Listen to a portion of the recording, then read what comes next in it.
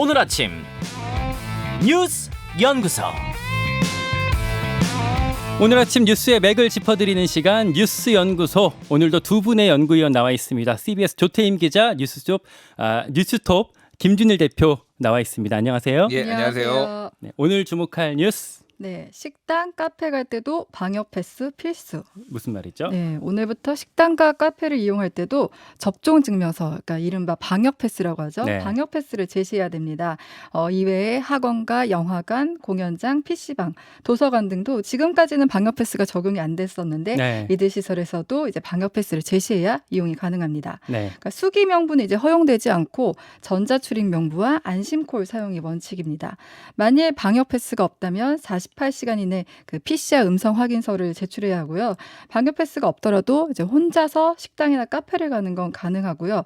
지금 수도권의 경우 현재 6명까지 식당, 카페 이용이 가능한데 이 중 미접종자는 이제 1명만 포함시킬 수 있습니다. 요거 이제 오늘부터는 제대로 체크하지 않으면 이제 과태료 물 수 있는 거죠? 네네네.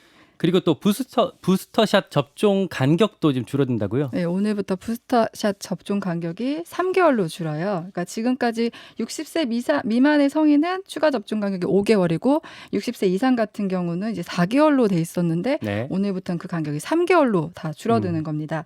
2차 접종을 마친 지 90일이 지난 18세 이상 성인은 오늘부터 접종을 예약할 수 있는데요. 그 접종 간격을 줄인 거는 이제 접종의 효과가 3개월이 지나면서 좀 떨어지는 추세가 나타나고 있고 또 최근 오미크론 변이가 등장했잖아요. 그래서 면역력을 최대한 끌어올려야 한다는 방역 당국의 판단 때문입니다.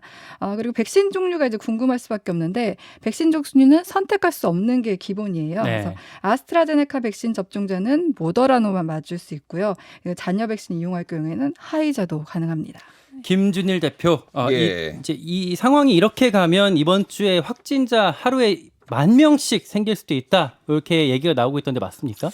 일단 뭐 10,000명이 갈지 여부는 봐야 될 것 같아요. 그러는데 이를테면은 어제 이제 확진자가 6,689명이었거든요. 네. 이게 역대 최고입니다. 역시 계속 역대 최고고 원래 이제 일요일날 발표를 하면은 토요일날 검사 결과가 나오는 거잖아요. 그렇죠. 원래 숫자가 많이 줄어요. 네. 그래서 어제 말고 그 전에 일주일 전에는 5,126명이었는데 6,689명이 됐으니까 1,500명 늘었다.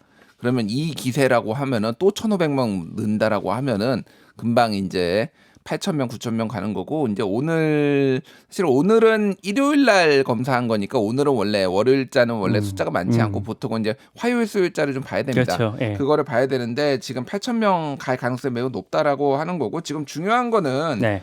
그 병상하고 위중증이에요. 지금 네. 위중증 환자는 894명으로 지금 900명을 목전에 앞두고 있는데 역대 최고죠, 그게 지금. 뭐 다 지금 말씀드리는 건 다 뭐 역대 최고라고 보시면 될 것 같아요. 그러니까 이게 어느 정도냐면은 지금 11월 1일의 그 주, 그러니까 네. 11월 초에 있었던 그 일주일의 사망자 평균이 하루에 12명씩 죽었어요. 사망자가 하루 평균 12명이 11월 초에. 네. 근데 12명씩 죽었는데 지금 57명씩 죽습니다. 하루에. 하루예요. 예. 그러니까 지금 4배가 넘어요. 그러니까 한 달, 네, 그러니까 사망자 5주 사이에, 수가. 5주 사이에. 예. 그리고 입원 중인 중환자도 338명에서 829명으로 3배 가까이 됐고요. 네. 확진자 수도 1,900명대에서 지금 6,320명이니까 그것도 한 3배 정도 됩니다. 그러니까 지금 빠르게 늘고 있다. 그래서 지금 방역 당국에서는 지금 특단의 대책 얘기가 또 나오고 있어요. 그래서 이제 뭐 특단의 방역 대책을 예전 같은 이를테면은 뭐 전면적 봉쇄, 네. 뭐 이를테면은 뭐 록다운까지 가지는 않을지언정, 네. 이를테면은 지금 사적 모임 인원 축소를 지금 지난 6일에 수도권 6명, 비수도권 8명 했잖아요. 네. 그리고 지금 추가 접종 간격 단축도 6개월에서 3개월로 10일 날 했잖아요. 그러니까 지금 이번 주에 하나 대책이 더 나올 가능성이 있다. 추가 대책이 또 나올 가능성이 있다. 이를테면은 뭐 시간, 영업 네. 시간 제한이라든지 이를테면 인원을 더 줄인다든지 예전처럼 한 4명 정도로 줄인다든지 이런 것까지 지금 다각도로 검토하고 있다. 그러니까 이렇게 위드 보시면 코로나 이전에 사회적 거리두기 뭐 3단계, 4단계 했던 뭐 그 정도 수준까지 다시 강화될 가능성이 있다라는 건가요? 가능성을 배제할 수 없고요. 2.5단계 지금 정도 되거든요. 지금 우리가 하고 있는 게 그게 이제 3단계까지 상향될 가능성이 있다라는 거죠. 조태임 기자, 네. 방역 패스 관련해 갖고 자영업자, 뭐 학생, 학부모들 반발이 여전히 좀 네네. 계속되고 있죠. 그렇죠. 그러니까 학부모 같은 경우는 이제 백신이 아직 검증이 안 됐기 때문에 불안한 마음이거든요. 네. 그래서 이제 방역 패스가 없으면 학원도 못 가고 도서관도 못 가기 때문에 반발이 일고 있는데 김부겸 총리가 자신의 페이스북에 정부가 욕을 먹을 수 있다는 걸 왜 모르겠느냐. 하지만 청소년들의 생명을 담보로 할 수 없다. 이렇게 밝혔어요. 욕 먹을 거 알고 했다. 네네. 그러니까 어찌 보면 그만큼 백신이 중요하다는 걸 강조하려고 한 것 같은데요. 여기서 하나 더 얘기를 하자면 오늘부터 이제 청소년 백신 접종 집중 지원 기간이에요. 그래서 이제 수요일부터 학교로 찾아가는 백신 서비스가 이제 시작됩니다. 네. 두 번째 뉴스로 좀 넘어갈까요? 네, 뿌리 찾아간 이재명과 윤석열. 정치권 소식이군요. 네, 이재명, 윤석열 두 대선 후보가 주말 동안 지역을 돌며 민생 행보에 나섰는데요. 먼저 이제 민주당 이재명 후보부터 보면은 이재명 후보는 금요일부터 민주당의 취약 지역이죠. 3박 4일 일정으로 대구 경북을 돌며 표심 잡기에 나서고 있습니다. 메타버스 매주 매주 타는 예. 민생버스 타고 다닌 거죠? 네, 이 후보는 자신의 고향이 안동인 점을 굉장히 부각하고 있어요. 이 세상을 떠나면 묻힐 곳, 또 네. 부모님이 묻혀 계신 곳이라는 말을 하면서 TK가 자신의 뿌리라는 점을 강조했습니다. 그러니까 본인이 이제 대구 대구, 안동 출신이죠. 출신이잖아요. 그리고 네. 배우자인 김혜경 씨도 안동 안동 김씨. 김씨라고 막 부각하고 이제 유세를 이라면서 하던데. 이제 친근감을 표현했고요. 예. 근데 이 과정에서 논란이 되는 발언도 있었어요. 그러니까 예. 이재명 후보는 전두환 씨에 대해서 5.18 유혈 진압에 대해서 언급하면서도 공과가 존재한다 이렇게 말했거든요. 그래서 삼적 호황을 잘 활용했다. 경제가 제대로 움직일 수 있도록 한 건 성과다 이런 말을 했어요. 어떻게 보면 지난 10월에 5.18 민주묘지를 방문해서 이제 전두환 비석을 밟았던 것과는 좀 대조적인 모습이거든요. 그리고 또 국민의힘 윤석열 후보는 네. 금요일 토요일 1박 2일 일정으로 강릉, 속초, 춘청 등 강원도 지역을 돌았는데요. 네. 윤 후보도 외가가 강원도 강릉이라는 그렇죠. 점과 예. 검사 시절 강릉지청에서 근무한 이력 등 언급하며 친근함을 드러냈습니다. 네. 윤 후보는 강원도를 찾은 자리에서 강원도를 경제특별자치도로 만들겠다 공약을 내놨습니다. 윤 후보도 논란이 있었어요. 그러니까 토요일에 춘천에서 18개 시군 번영회장들과 20여 분간 간담회를 가졌는데 별다른 질의 없이 이제 간담회가 끝난 거예요. 그러니까 그 현장에서는 사진만 찍고 가느냐, 질의응답 안 받느냐 하면서 이제 소란이 벌어졌어요. 근데 윤 후보 측은 이날 애초에 20분 정도만 우리가 하기로 되어 있었다. 뒤에 일정 때문에 간담회를 마칠 수밖에 없었다 이렇게 해명했고요. 네. 민주당은 당장 사진만 찍고 떠나는 건 국민을 무시한 전형적인 구태 정치다 이렇게 비판하고 나섰습니다. 국민의힘에서는 이걸 갖고 이제 사실 그 항의한 사람들이 원래 여기 번영회장들도 아니고 그냥 외부인이 와갖고 항의한 거다 뭐 이런 식의 논평도 냈더라고요. 김준일 대표 예. 주말 사이 일정도 좀 어떤 점이 눈에 띄었습니까? 일단 뭐 시간 좀 더 쓰시지 윤석열 후보 말입니다. 예. 굳이 그렇게 약간 이런 행보들이 좀 너무 많아요. 이를테면은 뭐 이제 후보 일정을 진짜 분단위로 쪼개가지고 워낙 뭐 많은 일정을 소화하는 건 맞는데 바쁘긴 한데 그래도 이런 잡음들이 안 나오게 하려면은 조금 더 성의를 보이는 모습을 보여야 될 것 같고 이제 뭐 TK의 아들. 뭐 강원 외손자 뭐 이런 표현들 나오면은 야 선거가 이제 막 치열해지는구나. 원래 정치인들이 이제 고향에 5개, 6개씩 되잖아요. 예.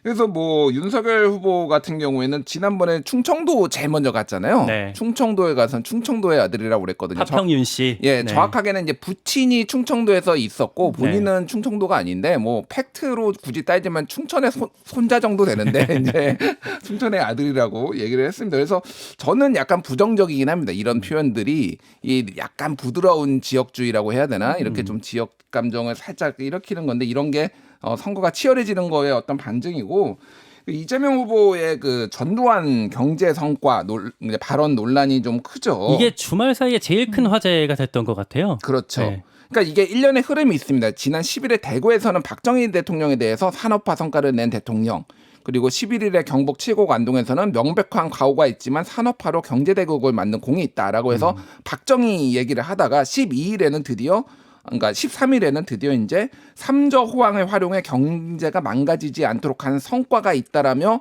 전두환 씨를 이제 언급을 한 거예요. 그러니까 갑자기 나온 게 아니라 전직 대통령들 얘기를 하다가 더 나온 거군요. 그렇죠. 그러니까 이 이제 보수 진영의 어떤 뭐 좀 이렇게 표를 호소하겠다라는 건데 이게 그러면은 윤석열 후보가 얘기한 거하고 무슨 차이가 있느냐. 윤석열 후보도 뭐 비판하는 분은 많지만은 뭐 경제는 잘했다. 그러니까 이런 군사 평가가 쿠데타와 있다. 5.18을 제외하고 경제는 잘했다. 뭐 그러니까 인사는 잘했다 이렇게 얘기를 했었죠. 윤석열 후보가. 예. 그러니까 그거하고 무슨 차이가 있느냐. 이것도 내로남불이다라는 얘기가 나오고 있고 심상정 후보 같은 경우에는 이분들 그러니까 두 후보 얘기만 들으면은 전두환 씨는 지금이라도 국립묘지로 옮겨야 되겠다. 뭐 이런 비판을 강하게 했습니다. 그래서 이거를 왜 얘기했냐라고 하면은 하나는 보수층에 구애해야 하는 것, 또 하나는 최근에 이제 유한기 본부장 사망 사건과 관련해서 대장동 사건. 대장동 이슈가 좀 커지는 거를 오히려 이런 발언으로 막으려고 한 거 아니냐 이런 분석까지 나오고 있습니다. 이 얘기는 오늘 1부에 국민의힘 이준석 대표 그리고 2부에 민주당 선대위에 안민석 의원이 출연합니다. 여기서 다시 한번 좀 짚어보기로 하고 마지막 주목할 뉴스 네, 논란 예고된 양도세와 N번방. 양도세와 N번방. 네, 이거는 이제 이재명 후보, 윤석열 후보 공약과 관련된 얘기입니다. 네. 먼저 양도세부터 짚어보면 이재명 후보가 다주택자 양도세 중과에 대해 1년 정도 한시적으로 유예하는 제안을 당과 협의 중이다 이렇게 밝혔어요. 네. 그러니까 매물 잠김 현상을 해소하기 위한 것이라 설명했는데 다주택자들이 지금 종부세 때문에 집을 팔고 싶어도 양도세 때문에 팔지 못하는 것 같다. 그래서 양도세 유예 방안을 꺼내들었다는 겁니다. 근데 앞서 민주당도 양도세 완화 방안을 말한 적이 있거든요. 네. 그때 당 안팎으로 반발을 샀었는데 기획재정부에서 바로 힘들게 부동산 시장이 지금 안정화되고 있는데 양도세 중과를 유예할 경우 부작용이 더 클 것이다. 이렇게 반발을 하고 있어요. 윤석열 후보는 또 N번방 방지법 재개정하겠다 이렇게 의지를 밝혔죠. 네, 윤석열 후보는 이제 N번방 방지법에 대해서 절대 다수의 선량한 시민들에게 검열의 공포를 안겨준다 이런 이유를 들었습니다. 앞서 이준석 대표도 N번방 방지법 재개정 의사를 밝혀왔습니다. 이에 대해 당장 정의당 장혜영 의원은 SNS에 남초 커뮤니티 여론을 등에 업고 선동정치에 나섰다.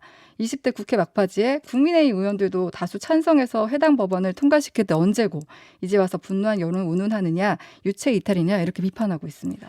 김준일 대표, 예. 양도세 또 N번방 뭐 요 이슈들을 꺼내든 이유가 여야 각 당에 좀 계산이 있겠죠? 그렇죠. 일단 양도세 먼저 말씀드리면은 한시적으로 유예하는 거를 협의를 한다라고 하는 건데 매물이 잠겨 있다라고 지금 얘기를 하잖아요.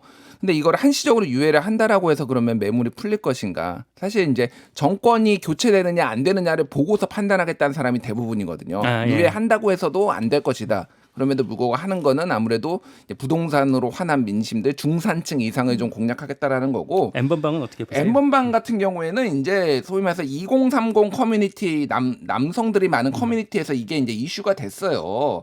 그러니까 지금 이런 겁니다. 이 방식은 데이터베이스를 방통위에서 만들어요. 그러니까 이를테면 불법 음란물 뭐 이런 것들을 그래가지고 누군가가 이를테면 온라인 커뮤니티에 올린다. 그러면은 그거를 대조를 하는 거예요. 거기에서 그 데이터베이스가 있고 네. 그래서 이거가 뭐 삭제를 하게 되는 이런 건데 가장 논란이 되는 거는 이제 소위 말해서 그 카카오톡 네. 이게 이제 오픈 채팅방 이를테면은 뭐 1대1 채팅방이라든지 이게 클로즈드 닫힌 채팅방은 이게 대상이 아닌데 누구나 들어올 수 있는 오픈 채팅방은 여기에서 영상이나 사진을 올릴 경우에 전송이 안 될 수도 있거든요.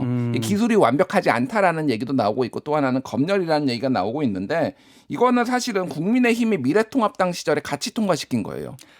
아, 그때는 이견 없이 통과를 시켰던 예. 법안인데 그때 근데 갑자기 지금 이렇게 나오고 있다라고 한다라면 이거는 좀 정략적이다 이렇게 볼 수가 있는 거죠. 그러니까 좀 더 남성들한테 조금 그런 좀 호소를 하겠다 이런 전략으로 볼 수 있을 것 같아요. 이 젊은 남성들의 표를 얻고자 하는 계산이 이 안에 깔려 있다. 온라인 커뮤니티 그쪽에서 이게 먼저 이슈가 됐거든요. 그 불만들이 나오기 시작하면서 그런 것도 있는데 이제 표현의 자유 문제도 어느 정도 논의해볼 여지가 있기는 합니다. 예.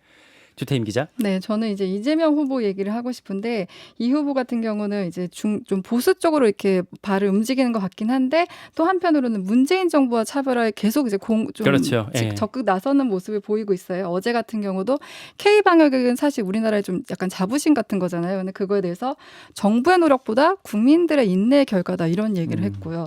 또 그리고 또 그 양도세 완화 방침 같은 경우도 사실 민주당 민심 위반의 가장 큰 원인이 부동산 정책이다 보니까 나는 문재인 정부와 부동산 정책에 있어서 차별화한다 이 메시지를 강하게 주고 있는 것 같습니다. 여기까지 뉴스연구소 조태임 기자 김준일 대표였습니다. 감사합니다. 감사합니다.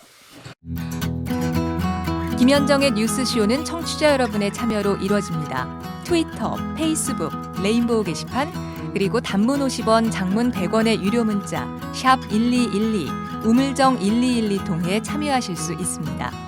김현정의 뉴스쇼, 여러분과 함께 만듭니다.